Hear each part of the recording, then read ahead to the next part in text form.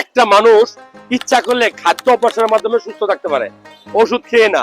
যেমন কোন মানুষ যদি এই যে সূর্যের আলো সকাল 10টা থেকে 1টা পর্যন্ত রোদে গিয়ে স্কুল মাঠে গিয়ে আধা ঘন্টা বসে থাকে, তার ভিটামিন ডি এর ঘাটতি হবে না। কোন মানুষ যদি ডেইলি 1 পিস লেবু অথবা ভাত খাওয়ার সময় 1-2 পিস কাঁচামরিচ খায়, অথবা দিনে একবার 1 পিস পেয়ারা খায়, বা দিনে 3 বেলা 2 বেলা শাকসবজি খায়, তার ভিটামিন সি এর অভাব হবে না।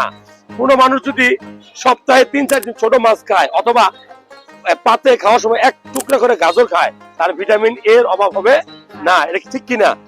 এইগুলা কি আমরা চাইলেই পারি? তো কেউ যদি ডাবের পানি বা ডাব খায় একটু একটু, তার ভিটামিন ই এর ঘাটতি হবে না।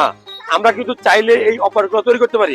আমরা বাজারে থেকে চিপস খাই না, ড্রিঙ্কস খাই না, সফট ড্রিঙ্কস, তারপর আইসক্রিম খাই না। আমার কাছে মনে হয় এগুলো না খেয়ে আমার পকেটে বাদাম থাকতে পারে। বাদাম বাদাম কিন্তু ভালো ভালো, বাদাম কিন্তু আমি খাবো না। তুমি বাদাম খাও, অল্প খাও। তুমি কাঁচা রসুন খেতে পারো, কাঁচা আদা খেতে পারো, ঠিক আছে? আমরা আব্বা আম্মা রান্না করে দারুচিনি করে দেখে, দারুচিনি চিনো? দারুচিনি খাবা, তোমার কিডনি ভালো থাকবে। একটু কাঁচা পেঁয়াজ খাবা, কিডনি ভালো থাকবে। একটু তুমি ধরো যে রসুন খাবা, তোমার ব্রেন ভালো থাকবে। একটু তুমি ধরো আদা খাবা, তোমার শরীরে রোগ প্রতিরোধ ক্ষমতা বাড়বে। আমার সাথে কথা বলে লস হয়েছে? আল্লাহ হাফেজ।